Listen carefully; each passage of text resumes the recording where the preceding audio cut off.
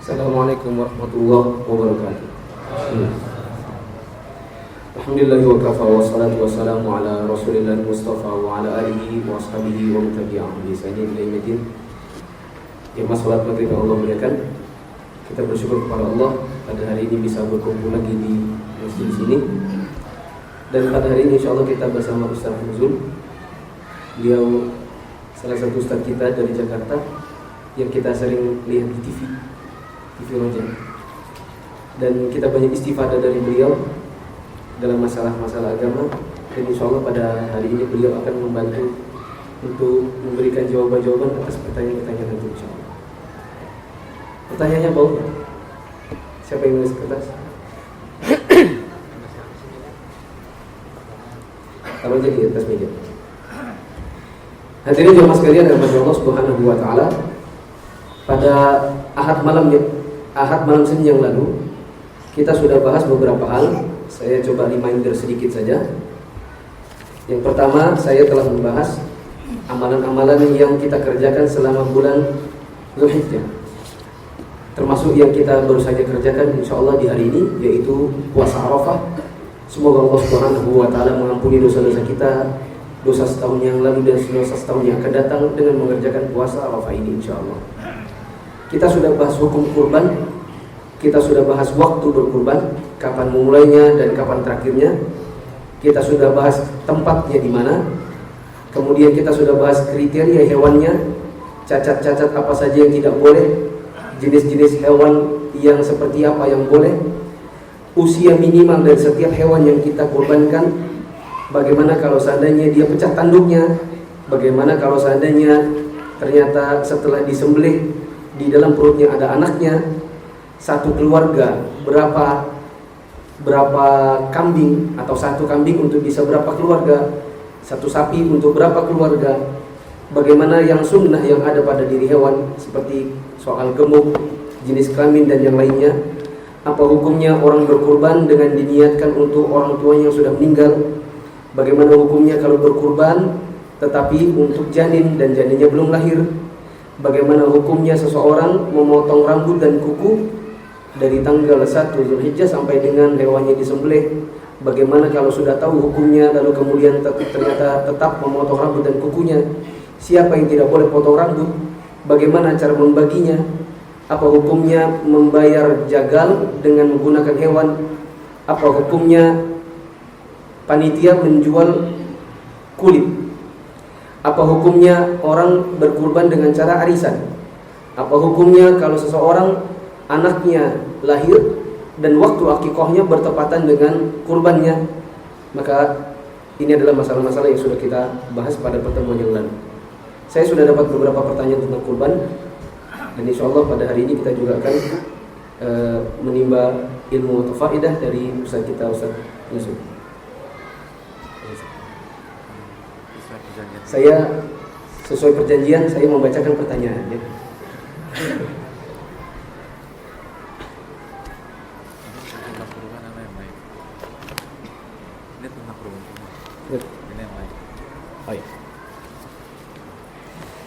Perjanjian saya dengan Ustaz Nuzul, yang kurban saya yang bahas, yang bukan kurban Ustaz Nuzul yang bahas.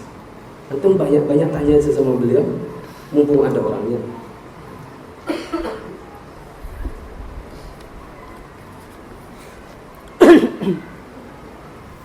Ustaz, di masjid kami ada 5 sapi.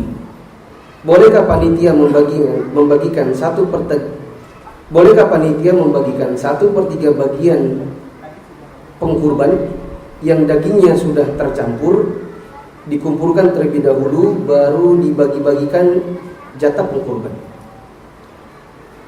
Siapa yang tanya? Katakan. Maksudnya ini gimana? Dagingnya semua dikumpulin, baru kemudian dibagi-bagi, sehingga bisa jadi si pengkurban dapat dagingnya, bisa jadi dapat daging orang, atau dia pasti dapat dagingnya dan dicampur dengan daging orang gitu. Jawabannya insya Allah tidak mengapa.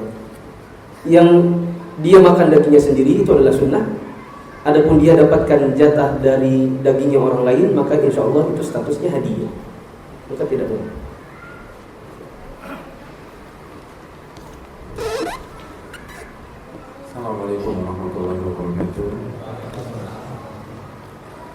pada hari Arafah jemaah haji berzikir dan berdoa sebanyak-banyaknya, insya Allah doanya makbul ketika berada di padang Arafah. Pertanyaan, apakah mereka yang tidak berhaji tidak melaksanakan amalan-amalan sesuai Rasul dan berdoa sesuai kebutuhannya juga doanya makbul, segera diijabah? Terima kasih kepada yang bertanya. Yang poin yang pertama, siapapun kita, ada dimanapun lokasi kita, maka kita masuk ke dalam firman Allah Subhanahu wa Ta'ala dalam surat Ghafir ayat 60, ud'uuni astajib lakum, minta kepada diriku, aku akan kabulkan. Mau haji, mau puasa, mau sedang ada di Balikpapan, mau ada di Jakarta, ud'uuni astajib lakum. Mau tanggal 9 Dzulhijjah, tanggal 8 Dzulhijjah, tanggal 6 Dzulhijjah, 7 Muharram, 9 Sya'ban, ud'uuni astajib lakum, minta kepada diriku, niscaya aku akan kabulkan. Itu poin yang pertama. Poin yang kedua, jika maksudnya lebih spesifik, apakah dia mendapatkan keutamaan hadits Tirmidzi ketika Nabi SAW bersabda, afdhalud du'a du'ai Arafah, atau khairud du'a du'ai Arafah, sebaik-baik doa adalah doa pada hari Arafah. Terjadi khilaf para ulama, namun wallahu ta'ala dengan keterbatasan ilmu saya lebih cenderung dengan pendapat yang mengatakan masuk. Karena yang pertama, Nabi SAW mengaitkan dengan waktu. Khairul du'a du'a yaumi Arafah, sebaik-baik doa pada hari Arafah. Nabi tidak mengatakan doa di padang Arafah, tapi Nabi mengatakan doa di hari Arafah. Dan ini dikuatkan oleh sebagian para ulama, diantaranya dijelaskan dalam kitab Syarah Mukhtasar Al-Khalil. Dan ini pun yang dipahami juga oleh sebagian para sahabat seperti Abdullah bin Abbas, sebagaimana disampaikan Ibnu Qudamah dalam kitabnya Al-Mughni. Imam Ahmad pernah ditanya, boleh tidak jika di sore hari tanggal 9 seseorang yang tidak berhaji berdoa kepada Allah Subhanahu wa Ta'ala? Lalu Imam Ahmad mengatakan, la ba'sa bih, tidak ada masalah. Imam Ahmad memberikan lampu hijau bagi kita. Dan dalilnya, kata beliau, karena ini dilakukan oleh lebih dari satu sahabat Nabi SAW, dan tidak ada riwayat yang mengingkari mereka. Dan dalam ilmu ushul fikih, apabila satu atau dua para sahabat mengerjakan sebuah amalan dan tidak ada pengingkaran dari yang lain, maka itu bisa dijadikan hujjah. Oleh karena itu, bahkan Muhammad bin Al-Munkadir, sebagaimana dikatakan oleh Imam Ibnu Abdul Bar dalam kitabnya Tamhid, beliau tidak haji pada saat itu, tapi beliau memilih tidak puasa hari Arafah agar lebih optimal dalam berdoa pada hari tersebut. Terlepas, sekali lagi, itu ijtihad beliau. Tapi yang dipastikan ijtihad beliau itu tidak sampai derajat haram. Karena kita tahu bersama bahwa puasa hari Arafah itu sunnah, tidak wajib. Tapi sampai sejauh itu, padahal beliau tidak wukuf, beliau bukan jamaah haji, tapi saking pengennya doa di hari Arafah, beliau ikut-ikutan seperti jamaah haji tidak berpuasa agar bisa maksimal untuk berdoa dari ba'da zuhur sampai maghrib untuk mendapatkan keutamaan hadis yang diriwayatkan Imam Tirmidzi. Dan ini juga fatwa dari Syekh Shalih Fauzan hafizahullah taala, salah satu ulama senior yang masih hidup sampai hari ini. Bahkan dalam kesempatan yang lain Syekh Shalih Fauzan pernah ditanya, apakah bacaan la ilaha illallah wahdahu la syarikalah lahul mulku wa lahul hamdu wa huwa ala kulli syai'in qadir berlaku bagi orang yang tidak berhaji? Beliau mengatakan ya, berlaku. Silakan dibaca. Karena hadisnya umum. Karena Nabi mengatakan afdhalu ma qultu wan nabiyuna qablu, yang paling baik aku baca dan setiap nabi sebelumku membacanya di tanggal 9 Dzulhijjah, la ilaha illallah wahdahu la syarika lah, lahul mulku wa lahul hamdu wa ala kulli syai'in qadir.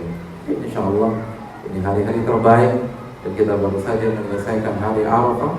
Semoga Allah Subhanahu wa taala menerima amal ibadah kita dan khususnya doa-doa yang kita panjatkan tadi siang atau tadi sore di balik papan ini. Wallahu ta'ala bishawab. Assalamualaikum warahmatullahi wabarakatuh. Waalaikumsalam warahmatullahi wabarakatuh. Pak C berkurban sapi, Pak D berkurban kambing. Pak C sukanya kambing, Pak D sukanya sapi. Bolehkah C dan D tukaran daging? Boleh dan mengapa? Gitu aja. Ini nggak fair. Saya jawab panjang lebar lalu beliau hanya jawab dengan satu kata. Kayaknya dari skenario kan. Assalamualaikum warahmatullahi wabarakatuh. Ada ayat Al-Quran yang menyatakan bahwa anak-anak dan istri bisa menjadi musuh bagimu. Bagaimana caranya agar hal tersebut tidak terjadi? Bagaimana mengatas anak yang sedang nakal-nakalnya? Barakallahu fikum. Ya fikum atau fikum barakallah. Terima kasih atas pertanyaannya. Jawabannya jelas. Bahkan hadirin sekalian, kita sering dengar ya hadis-hadis Nabi mengatakan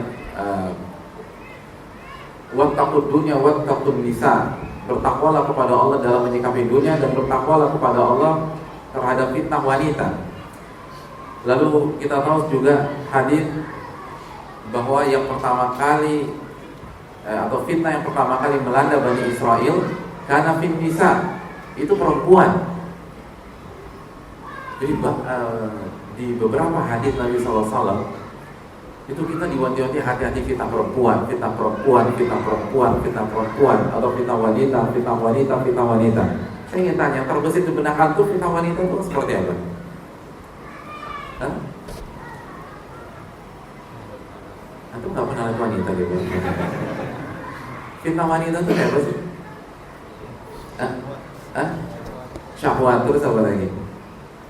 Ada yang kayak antum mantan pacar waktu SMA ngerayu di grup atau jadi followers antum di FB, lalu tukar nomor telepon, atau ketemu akhwat di pengajian tukar nomor telepon, atau kenalan di mall.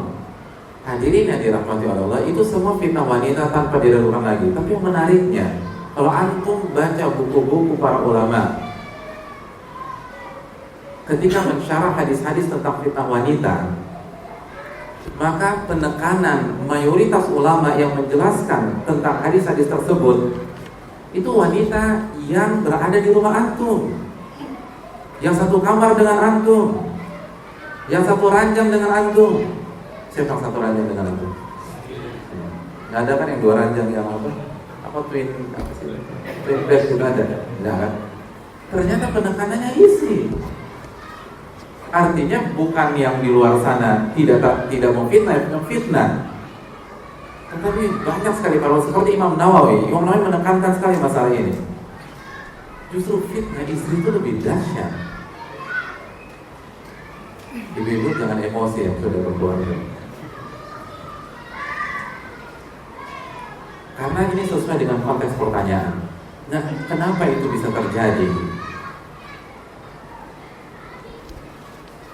Jawabannya adalah salah satu faktor utamanya ketika suami tidak memainkan perannya. Menurut alam misal, bagi saya pribadi, apapun kesalahan istri kita punya bagian dari kesalahan tersebut. Karena pemimpin, saya ingin tanya, kalau anggota Kopassus buat masalah, yang dicopot siapa?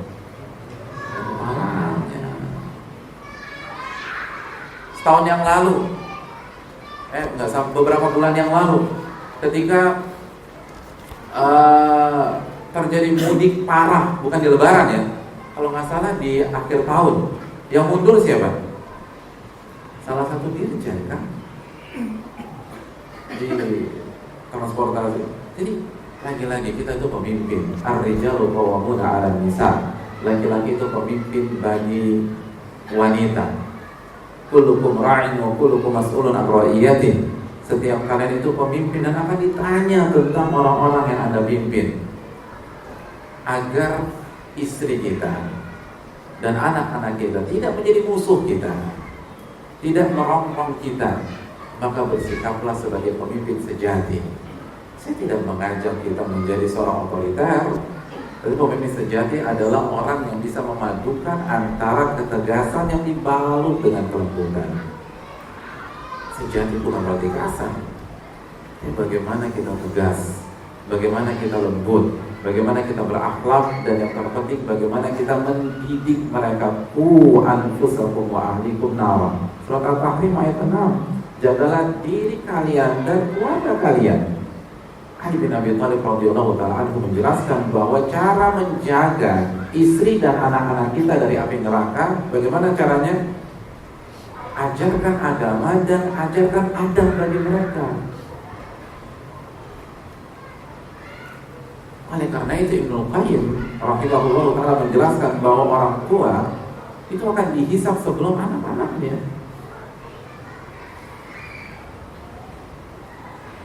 Didik. Nabi bersabda dalam hadis yang semua antum sudah tahu, hadis Bukhari, kullu mauludin yuladu 'alal fitrah.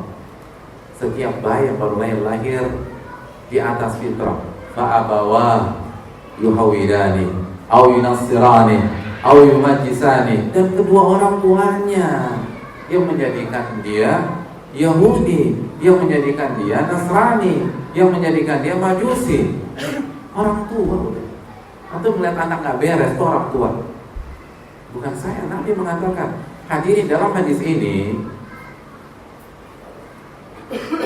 Nabi memberikan sampel terparah. Artinya kalau anak murtad itu gara-gara orang tuanya, maka kalau dia zina itu gara-gara orang tuanya juga. Dia mabuk itu gara-gara orang tuanya juga. Dia bandel itu gara-gara orang tua. Itu kaidah umum. Walaupun dalam ilmu kaidah fikih dikatakan ikut qaidatul mustafnayat. Kita tahu bagaimana Nabi Nuh dengan anaknya. Tapi secara demikian, sebelum mereka jadi musuh, didik, ajarkan agama, ajarkan adab. Kita harus punya waktu sama mereka. Harus ada waktu. Lalu harus belajar. Tidak ada cara lain kecuali kita belajar, lalu kita ajarkan anak kita. PR kita banyak loh. Kita harus solehkan diri kita dulu. Baru yang kedua, kita belajar bagaimana mentransfer kesolehan itu ke anak dengan cara yang benar. Kalau kita nggak mulai dari sekarang, maka mereka akan menjadi musuh bagi kita. Wallahu ta'ala bishawab. Silakan Ustaz, dengan syarat jangan hanya satu kata. Pertanyaan yang tadi. Bolehkah Pak C dan D tukaran daging? Pertanyaannya bolehkah? Jawabannya boleh. Cuma kan ada masalah. Kalau nanti ditukar, apakah Pak C akan makan dagingnya sendiri dan D akan makan dagingnya sendiri? Kalau seandainya tidak, maka ada satu sunnah yang terhilangkan. Maka boleh tukaran, tapi ambil sedikit dari dagingnya sendiri. Karena ada walaupun khilaf para ulama, ya, tetapi minimal hukumnya sunnah memakan daging yang dikurbankan sendiri. Sebagian ulama mengatakan hukumnya wajib dikarenakan datang dalam bentuk perintah, dan hukum asal perintah adalah wajib. Kata Allah Subhanahu wa taala, wa kulu minha, makan sebagian darinya, wa atimul ba'isal faqir, dan berikan kepada orang-orang yang fakir juga. Datang dalam bentuk perintah, oleh karenanya usahakan untuk bisa makan bagian dari daging hewan yang dikurbankan. Ditukar tidak mengapa, tetapi sebagian bisa dimakan, itu lebih baik. Apa hukumnya kurban satu ekor sapi atau lebih atas nama instansi atau perusahaan? Bagaimana hukumnya? Kalau seandainya maksudnya satu perusahaan adalah sekian banyak karyawan patungan dan lebih dari jumlah maksimal patungan, maka tidak boleh. Kemarin kita sudah bahas, satu sapi maksimal berapa keluarga? 7. Berarti kalau seandainya satu perusahaan itu maksudnya 100 karyawan, masing-masing ditariki uang misalnya 1.400.000, ya, dapat sekian sapi, lalu kemudian dikorbankan bersama, maka ya, kalau ini satu sapi lebih dari 7 orang atau 7 keluarga, maka jadi bukan kurban. Hanya saja kalau disumbangkan, maka tetap boleh dimakan kalau dibaca bismillah, disembelih secara syar'i, tapi hukumnya bukan daging kurban tetapi daging makan-makan biasa. Dan ini sama dengan pertanyaan yang ada di grup Belajar Sunnah Telegram. Apa hukumnya? Apakah boleh hewan kurban dibayarkan berupa uang misalnya di sekolah anak, di mana masing-masing anak disuruh oleh gurunya, masing-masing anak misalnya membawa uang 30.000. Kalau ada 100 anak, berarti itu kumpul berapa juta? 3 juta. 3 juta bisa beli satu kambing. Sementara satu kambing hanya boleh untuk satu keluarga. Sementara masing-masing anak di sekolah membawa uang orang tuanya. Maka ini jadi patungan 100 orang. Maka kalau ini sudah berubah menjadi patungan 100 orang, maka tidak bisa. Dan sudah diberitahukan solusinya pada pertemuan yang lalu. Setelah dikumpulkan uangnya, maka dibelikan kambing. Kambingnya diserahkan kepada orang miskin yang tak mampu berkurban, dan suruh orangnya kurban di sekolah supaya bisa dilihat oleh anak-anak, karena tujuannya biasanya adalah pembelajaran. Wallahu a'lam bishawab. Adapun kalau dikirim ke luar kota, maka ini juga sudah dibahas. Yang paling bagus adalah seseorang berkurban di mana dia tinggal. Kalau dia tinggalnya di Balikpapan, maka kurbannya di Balikpapan, dan uangnya tidak dikirim ke daerah lain, kecuali kalau memang ada kebutuhan. Semisal di Balikpapan sudah terlalu banyak orang berkurban, sementara di daerah lain banyak yang belum punya makanan. Dikirimkan uangnya ke sana, insya Allah tidak mengapa. Hanya saja yang afdal adalah dia kurbankan di mana dia tinggal. Dikarenakan kalau dikurbankan di mana dia tinggal, bisa dia ambil sedikit untuk dia makan untuk dirinya sendiri, dan itulah sunnah. Dan kalau seandainya dia tidak mampu untuk menyembelihnya sendiri, maka dia bisa meminta orang lain untuk menyembelihkan. Minimal dia lihat sendiri hewannya disembelih, dan itu juga sunnah. Kalau seandainya dikirimkan uangnya ke daerah lain, maka hilang minimal 2 sunnah, yaitu satu apa? Makan sendiri. Yang kedua, melihat penyembelihan kalau dia tidak bisa menyembelih sendiri. Kalau dia bisa menyembelih sendiri, maka itu lebih baik lagi. Kesimpulannya, dikirimkan ke daerah lain silakan kalau memang ada kebutuhan. Tapi selama tidak ada kebutuhan, yang utama adalah kurbankan di mana kita tinggal. Allahu a'lam. Panjang Ustaz.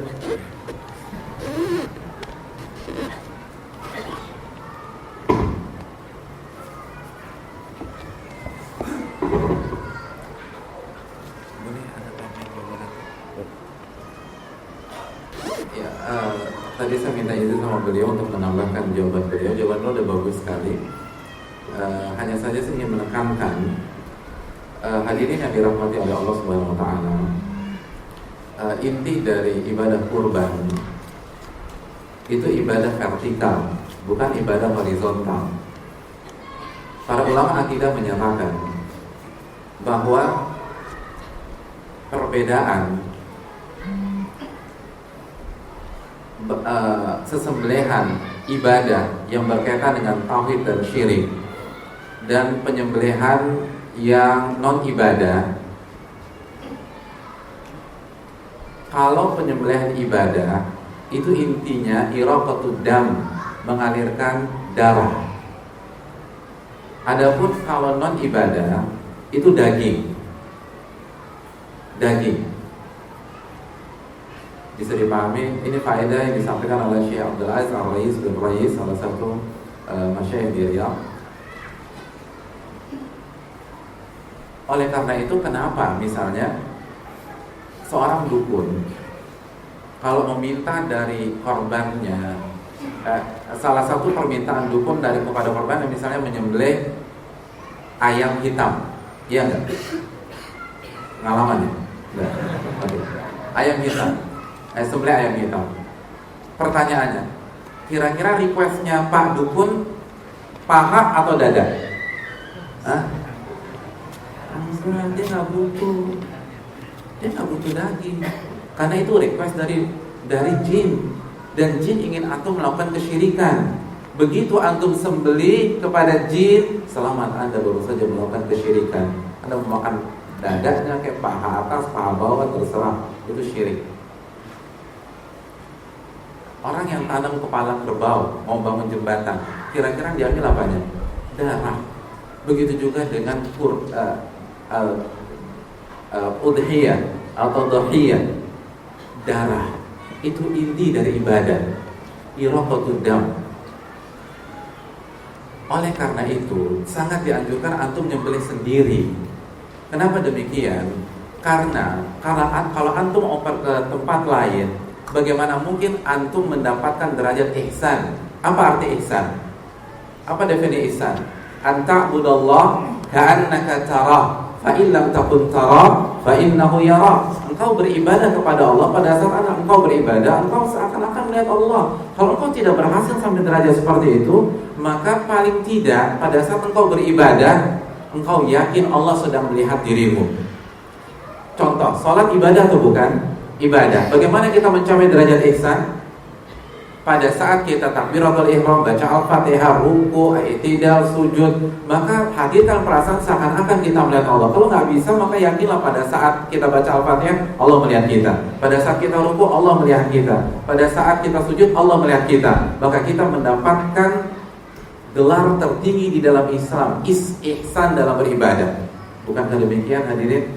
Nah sekarang, berkurban, ibadah atau bukan? Ibadah. Maka terapkan bagaimana cara antum mendapatkan gelar ihsan. Caranya adalah pada saat antum menyembelih, karena inti dari kurban adalah iraqatud dam, menyembelih, mengalirkan darah, seakan-akan engkau melihat Allah. Kalau nggak bisa, maka yakin ya Allah sedang melihat saya menyembelih hewan kurban tersebut.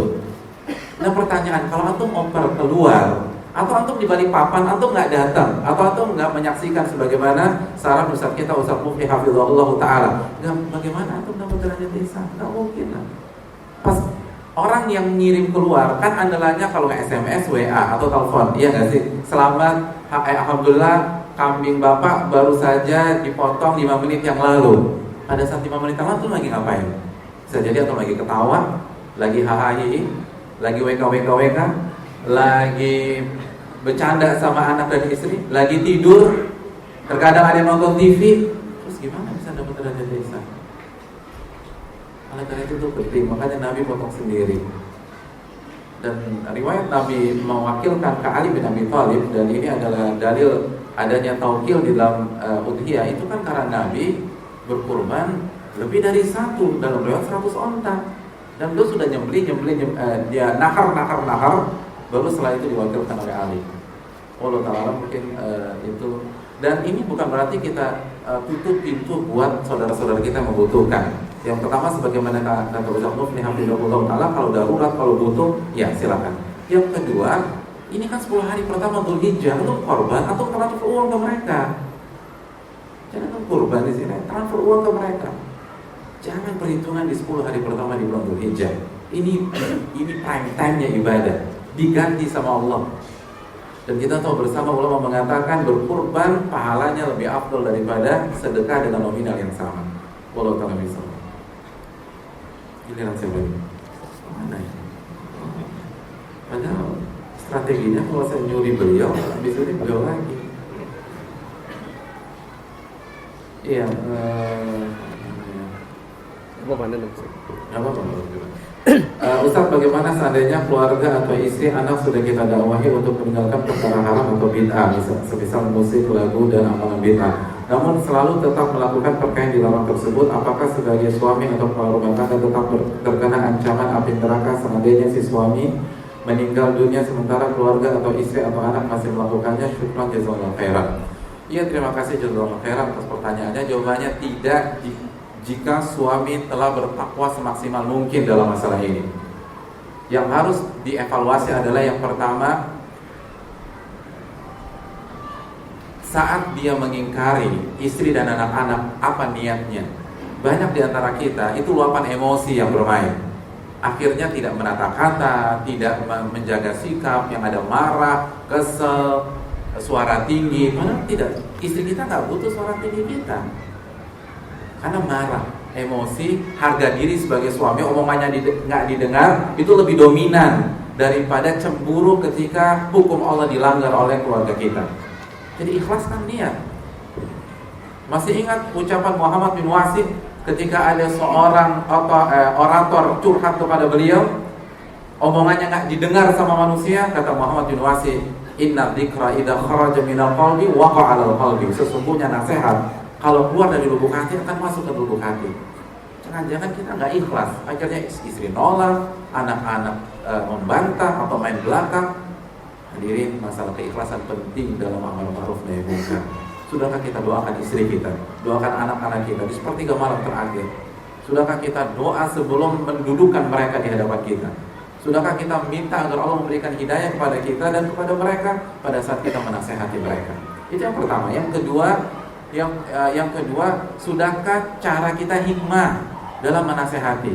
Bisa jadi selama ini ditolak bukan karena substansinya, tapi kemasan yang bermasalah, cara penyampaiannya, bahasa yang digunakan, kata-kata yang dipilih, itu yang menyakitkan. Akhirnya fokus istri dan anak-anak kita sibuk tersinggung karena kata-kata kita dan lupa merenungi substansi yang kita sampaikan. Dan ini banyak minta ampun. Sudahkah kita amalkan surat Al-Isra 53? Yaqulul lati hiya ahsan. Kalau bicara, kalau berkomunikasi, gunakan komunikasi yang terbaik, bahasa yang terbaik. Kalau kita bicara sama istri tetangga saja, berani bentak-bentak nggak? Berani? Ibu-ibu kalau suaminya bicara sama istri tetangga, bentak-bentak tidak? Marah-marah? Enggak. Maka istri kita lebih layak dimuliakan. Khairukum li ahli wa ana khairukum li ahli. Sebaik-baik kalian yang paling baik dengan keluarga dan istrinya, dan aku yang paling baik dengan istri. Kalau kita bicara dengan anak orang, anak tetangga, berani bentak-bentak dia enggak? Anak kita lebih utama untuk dimuliakan. Dan biasanya kasusnya nih, itu karena dari awal kita yang salah. Kita berusaha merubah kemungkaran setelah setengah jalan. Bukan dari awal sudah dikondisikan. Kita didik dengan pendidikan yang sesuai dengan sunnah, yang islami, baru dengan berjalannya waktu anak kita melakukan kesalahan atau istri kita melakukan kesalahan. Itu benar, mungkin lebih harus agak tegas. Tapi yang banyak terjadi di mana-mana, kita baru dapat hidayah 1 tahun, 2 tahun, 3 tahun yang lalu istri dan anak-anak kita belum dapat hidayah, dan kita berusaha merubah kultur, budaya, dan kebiasaan mereka. Begitu kita dapat ilmunya dari ustaz-ustaz kita, itu yang biasanya timbul polemik di rumah tangga. Oleh karena itu, kalau kita mau tarik benang merah, akar masalahnya di siapa? Di kita. Kita kan nggak menerapkan ku anfusakum wa alaikum nar dari awal, dari qabiltu nikahaha, dari ketika anak kita lahir. Ini karena itu yang paling pantas dicela adalah aktor intelektualnya sebelumnya. Jangan melihat masalah ketika ada di hadapan kita, tapi akar masalah. Makanya dalam ilmu faraid kita selalu diajak berbicara apa? Aslul masalah, akar masalahnya apa? Dalam ilmu fikih perbandingan mazhab kita langsung selalu diajarkan para ulama tahrir mahalan niza. Harus dijelaskan dulu ini substansinya, akar yang dipermasalahan ulamanya itu apa. Ini konsep kehidupan. Kalau kita berbicara masalah, cari akar masalahnya.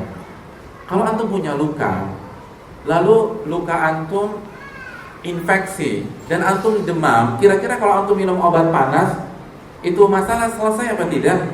Enggak, karena bukan masalahnya di panas, itu infeksi. Tinggal diobatin tuh luka, insya Allah besok sembuh. Wallahu ta'ala bisa mungkin itu. Apakah panitia kurban dibolehkan untuk meminta uang dari pengkurban sebagai biaya operasional pemotongan? Bagaimana hukumnya bila pengkurban menolak memberikannya? Jemaah sekalian mati Allah Subhanahu wa taala, yang paling bagus adalah seseorang menyembelih sendiri kawan. Itu dulu. Yang paling bagus adalah sembelih sendiri. Tapi sebagian orang tidak terlatih untuk itu. saya kalau nyembelih ayam cuma pegang sayapnya, bapak saya mesti yang pegang pisaunya, karena saya belum berani. Ada yang takut darah, ada yang takut mencrot, ada yang takut kutilan. Maka sebagian orang tidak mampu menyembelih hewannya sendiri, maka diberikanlah kepada tukang jagal. Nah, kalau sudah diberikan kepada tukang jagal, sebagian tukang jagalnya minta duit, minta upah penjagalan. Kalau seandainya diberikan upahnya melalui daging kurban, semisal tukang jagalnya mengatakan saya tidak usah diberikan uang, cukup minta daging atau kepala atau kaki, maka ini terlarang. Karena ini sama dengan menjual belikan daging kurban, sama dengan menjual belikan hasil sembelihan. Dan yang seperti ini membuat kurban menjadi tidak ada nilainya. Rasulullah SAW mengatakan dalam hadis riwayat Al-Baihaqi yang disahihkan oleh Syekh Al-Albani, "Man ba'a jilda udhiyati fala udhiyatalah." Siapa yang menyembelih kulit, siapa yang menjual kulit hewan kurbannya, maka tidak ada kurban baginya. Kurbannya menjadi tidak ada nilainya. Ya. Maka kalau seandainya jagal digaji atau dibayar dengan menggunakan bagian dari hewan, maka haram. Tapi kalau seandainya jagalnya minta, maka boleh dikasih dengan menggunakan uang dari si pengkurban. Oleh karenanya, bolehkah panitia kurban minta uang kepada si pengkurban untuk jadikan biaya operasional pemotongan, seperti misalnya untuk membiayai upahnya jagal? Jawabannya, ini salah satu solusinya. Orang yang mau menitipkan kurbannya, maka selain uang kurban dimintai juga uang penjagalan. Misalnya 2.500.000 per orang hanya untuk kambingnya. Kemudian dimintai per orang dari yang berkurban 50.000 untuk biaya penjagalan, pengulitan dan pencincangan serta pembagian. Maka ini boleh. Dan ini justru salah satu solusi untuk mengatasi bagaimana caranya apabila tukang jagal minta dibayar tapi tidak ada sumber dana yang lain kecuali daging. Sementara daging kalau dikasih ke tukang jagal sebagai upah maka tidak boleh. Bagaimana hukumnya kalau si pekurban tidak mau? Nah, panitianya bagaimana kebijakannya? Bisa menggunakan dana kas yang lain kalau mau. Kalau seandainya tidak ada dana kas sama sekali, maka panitianya ya urunan lah dan dapat pahala. Tapi kalau panitianya juga tidak mau untuk membiayai pengkurbanannya, maka mintai dari si pengkurbannya. Pengkurbannya tidak mau, maka katakan ya sudah, mohon maaf, kami mau menerima titipan kurban di sini dengan syarat diberi biaya operasional. Wallahu a'lam bishawab.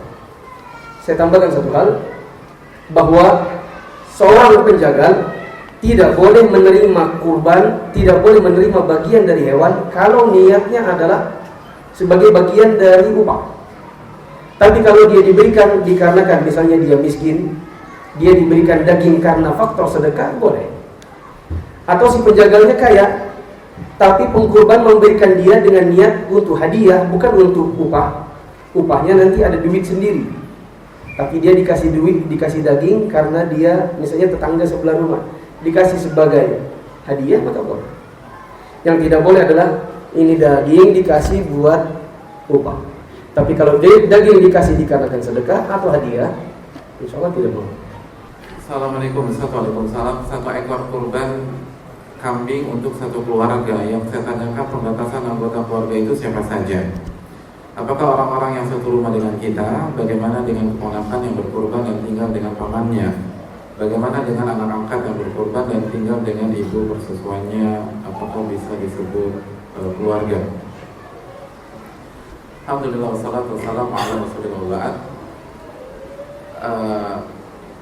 Mayoritas ulama menyatakan bahwa satu hewan, satu kurban bisa untuk pengkurban dan keluarga. Dan ini pendapat mayoritas para ulama kecuali mazhab Hanafiyah. Setelah mereka sepakat, tiga mazhab itu sepakat, lalu terjadi khilaf, apa kriteria keluarga yang bisa dimasukkan dalam seekor hewan kurban atau sebuah kurban. Terjadi khilaf yang kuat. Allah ta'ala misal dengan keterbatasan ilmu saya, kembali ke keluarga yang mendapatkan nafkah dari atau yang wajib dinafkahi oleh yang berkurban, baik itu dekat atau jauh. Kalau itu masuk ke nafkahnya, maka dia bagian dari orang atau keluarga yang mendapatkan pahala dari satu kambing tersebut. Jadi kalau ponakan antum nafkahi, maka itu satu dan juga dia tinggal satu rumah, maka itu bisa masuk, baik jauh ataupun dekat. Tapi lagi-lagi masalah khilaf dalam masalah ini, fattaqullaha mastata'tum. Termasuk hewan yang dilarang untuk dikorbankan itu hewan yang sakitnya nampak. Bagaimana jika sebelum disembelih hewan tersebut terlihat sehat, namun setelah bagian tubuh hewan tersebut telah dipotong-potong, setelah ia disembelih ternyata hewan tersebut ditemukan cacing, pertanda hewan itu tidak sehat, apakah kurbannya sah? Wallahu ta'ala bisawab, sah. Yang pertama dengan kaidah umum. Nabi bersabda dalam hadis Bukhari, nahnu ummatun ummiyah. Kami umat yang ummi. Apa tafsir umat yang ummi? Di antara makna umat yang ummi, kami itu umat yang menghukumi sesuatu secara zahir. Secara zahir. Faedah ini pertama kali saya dengar dari Syekh Sulaiman Ar-Ruhaili, salah satu pakar fikih Madinah yang mengisi di Masjid Nabawi. Dan zahirnya ketika antum sembelih, sehat apa tidak? Sehat. Yang kedua dalam dalil secara khusus, sebagaimana yang sudah dijelaskan oleh Ustaz Muflih hafizahullah taala dalam hadis tentang cacat atau tentang masalah, itu ada kata-kata bayyin, bayin amruha. Jadi yang pincangnya jelas, yang matanya butanya satu jelas dan seterusnya. Jadi bayyin, ada jelas. Adapun kasus ini justru sebaliknya, jelas dia sehat gitu loh. Tapi pada Allah di dalam ininya ada cacing. Itu yang kedua. Yang ketiga, lagi-lagi kita jelaskan bahwa inti atau substansi dari berkurban itu iraqatud dam. Bukan isi perutnya, bukan, iraqatud dam. Tinggal kalau memang ada masalah ya udah enggak usah dimakan. Atau misalnya enggak layak kata dokter, ya sudah. Allah taala bismillah. Termasuk sebab tidak diterima kurban yaitu menyembelih tanpa mengucapkan bismillah atau menyebut nama Allah. Bagaimana jika ada seseorang pengkurban yang berkurban di daerah terpencil, lalu hewan kurban dari orang tersebut tidak dipotong dengan membaca bismillah oleh si tukang jagal? Apakah kurbannya sah? Ya, terima kasih jazakallahu khair. Itu yang ditekankan oleh Ustaz kita, Ustaz Muflih hafizahullah. Itulah pentingnya potong sendiri.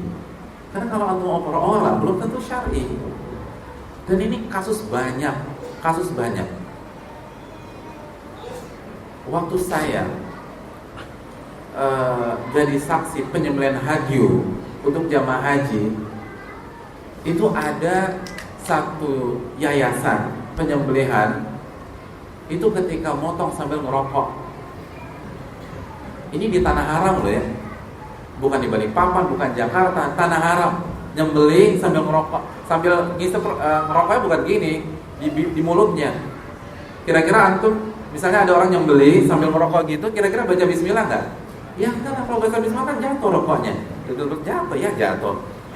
Ketika rokok ada ditempel oleh kedua bibirnya, enggak baca. Dan saya perhatikan, benar-benar saya perhatikan, enggak baca sama sekali. Pokoknya sah aja udah. Sekali lagi, kalau itu terjadi tanah haram bagaimana di sini? Karena itulah kendala, ada resiko yang harus antum tanggung kalau antum mewakilkan. Oleh karena itu potong sendiri. Sekali lagi potong sendiri. Kalau kita, dan harus dicoba. Kalau nggak dicoba nggak bisa. Harus dicoba. Itu bukan. Dan sekali lagi, namanya juga berkurban. Paling nggak tuh korban perasaan lah. Iya, korban perasaan takut, korban perasaan nggak tega, korban perasaan nggak enak sama kambingnya. 5 menit yang lalu masih ngobrol bareng. Ini namanya kurban. Nama ibadahnya kurban. Kalau semuanya happy bukan kurban. Happy itu makan-makan, kuliner, itu happy ini kurban. Dan kita kan belum diuji sebagaimana Nabi Ibrahim diuji. Dalam surat As-Saffat apa kata Allah? Inni ara fil manami anni adbahuka. Aku bermimpi tapi aku disuruh menyembelih engkau. Ini baru kambing. Kalau kita nggak tega, gimana kalau kita jadi Nabi Ibrahim? Walaupun nggak mungkin kita jadi Nabi Ibrahim, dan mungkin itulah faktornya nggak mungkin kita jadi Nabi Ibrahim. Oh, kambing aja. Nabi Ibrahim anak. Watallahu min jabin. Dan Nabi Ibrahim siap menghunuskan pisaunya kepada anaknya. Coba deh. Dan antum nggak akan pernah merasakan kenikmatan kurban kalau nggak potong sendiri. Nggak akan merasakan. 15 tahun tuh nggak ada perubahan. Tapi kalau antum potong sendiri, antum bisa menghayati bagaimana pengorbanan, bagaimana pentingnya mengorbankan harta, itu kan hikmah. Ketika antum bisa melawan rasa takut antum, rasa nggak enak, rasa sungkan sama si kambing, maka antum nanti kalau mengerjakan sunnah, antum nggak akan sungkan dengan keluarga. Ketika misalnya ada majelis ghibah, antum nggak akan sungkan sama orang lain karena latihan berkorban, perasaannya sukses di korban sendiri. Dan sekali lagi itu yang penting. Dan sekali lagi kalau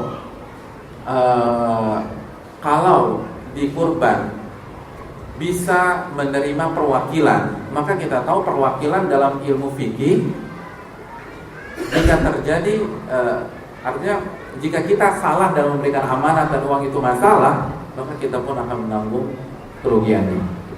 Jadi antum juga kena nanti kalau misalnya wakil antum tidak benar. Kalau misalnya mungkin itu. Assalamualaikum Ustaz, apabila kita beli sapi dalam keadaan sehat, kemudian pas diantar sapinya jatuh dari mobil sehingga kakinya pincang, apakah sapi tersebut bisa dikurbankan? Saya pernah bertanya ini kepada sebagian masyarakat kita di Saudi. Di antara jawaban yang saya pernah dapat adalah kalau seandainya terjadi cacat yang membuat kurban menjadi tidak sah, yaitu soal buta, pincang, sangat kurus, dan satunya apa? Sakit yang jelas, dan itu jangka waktunya masih panjang sebelum waktu dikurbankan, maka harus diganti. Berarti kalau seandainya kepincangan ini, dan pincang itu cacat yang membuat tidak sah pada kurban, kalau ini terjadi masih lama, maka harus diganti dengan yang lain. Adapun nanti masalah siapa yang mengganti, itu tergantung dengan kesepakatan penjual dengan pembeli.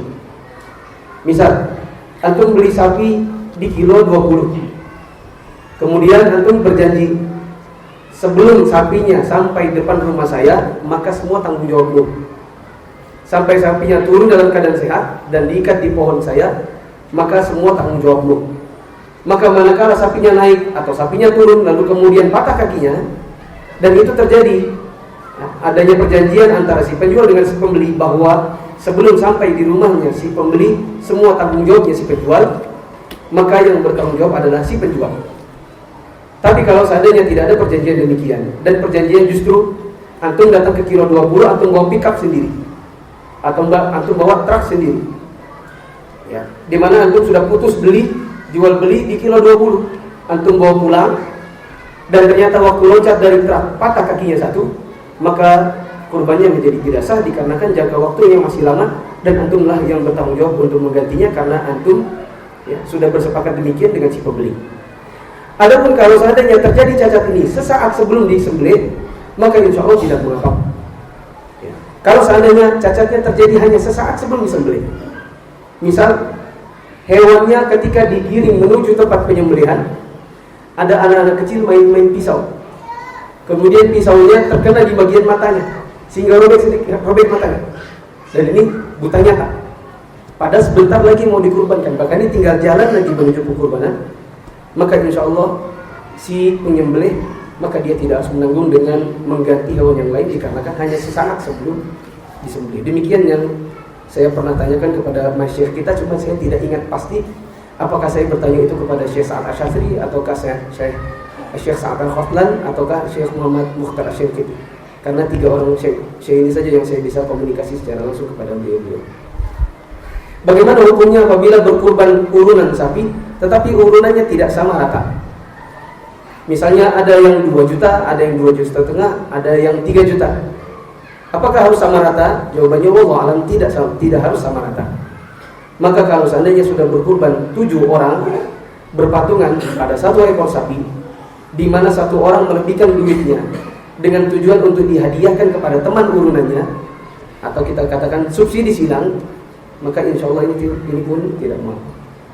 Wallahu a'lam. Masih banyak pertanyaan yang kita sudah yang sampai di kita ini, tetapi tidak bisa dijawab semua dikarenakan waktu yang sangat terbatas. Karena besok masing-masing dari kami juga akan khutbah Id, belum persiapan, harus segera istirahat. Maka mohon maaf kalau seandainya ada kekurangan dari saya. Demikian. Ustaz, mungkin ada yang sampaikan terakhir. Assalamualaikum warahmatullahi wabarakatuh. Kita ucapkan terima kasih kepada Ustaz Mufti atas ketawaduannya sehingga mau bersanding bersama saya pada kesempatan kali ini, dan juga kepada jamaah sekalian atas segala atensi. Dan saya ingin ingatkan sedikit bahwa kita masih berada di saat-saat terbaik, dan salah satu perbedaan Idul Fitri dan Idul Adha, Nabi SAW bersabda, "Afdhal ayyami dunya yaumun nahar, tsumma yaumul qadr." Sebaik-baik hari di dunia adalah Idul Adha. Oleh karena itu banyak para ulama seperti Syekhul Islam Ibnu Taimiyah menyatakan bahwa Idul Adha lebih afdal daripada Idul Fitri, lebih besar keutamanya daripada Idul Fitri. Lalu yang kedua, Idul Fitri dilaksanakan setelah berakhirnya Ramadan. Tapi Idul Adha justru di puncaknya 10 hari pertama di bulan Dzulhijjah. Oleh karena itu, hari Id memang hari bersenang-senang. Hari Id adalah hari di mana kita menumpahkan euforia kita. Namun jangan lupa besok puncaknya beramal soleh. Ma min ayyam al-amalu salihu fihinna ahabbu ila Allah min hadi ayyamil 'ashar. Tidak ada satu hari pun di mana amal soleh itu lebih dicintai oleh Allah dibanding amal soleh yang dikerjakan di 10 hari pertama ini. Dan puncak adalah tanggal 10 Dzulhijjah. Maka maksimalkanlah malam ini dan hari esok untuk beribadah kepada Allah Subhanahu wa taala. Lalu perbanyak zikir, perbanyak takbir, baik takbir mutlak maupun muqayyad. Lalu yang bisa kita lakukan, kita bisa jadi panitia kurban, kita bantu distribusi daging-daging tersebut, lakukan hal tersebut, karena besok hari yang sangat istimewa bagi kita. Kita bisa membahagiakan orang tua kita, bahagiakan orang tua kita besok. Kita bisa berkumpul bersama istri dan anak-anak, lakukan itu juga. Esok adalah hari raya kita, dan sebuah momen yang harus kita maksimalkan. Lalu jangan lupa setelah itu ada hari-hari tasyrik, hari-hari yang disabdakan oleh Nabi SAW, ayam wa'aklin wa syurbin wa dzikrillah. Hari tasyrik adalah hari makan, hari minum, dan berzikir kepada Allah Subhanahu wa ta'ala. Marilah kita hidupkan syiar-syiar ini dengan beribadah kepada Allah, dengan bertabaruk kepada Allah Subhanahu wa ta'ala. Dan semoga Allah menerima amal ibadah kita. Sebuah kehormatan bisa berada di tengah-tengah antum pada majelis malam hari ini secara khusus dan di balik papan secara umum. Semoga bermanfaat, dan saya mohon maaf sebesar-besarnya jika ada kesalahan dari materi yang saya sampaikan atau materi jawaban saya atau cara saya menjawab. Semoga bisa dimaklumi, dan apabila ada kesalahan buang saja yang saya katakan dan ikuti sunnah Nabi SAW. Aku lupa lihat dan astaghfirullah subhanahu wa ta'ala. Astaghfirullah wa atubu ilaih. Assalamualaikum warahmatullahi wabarakatuh.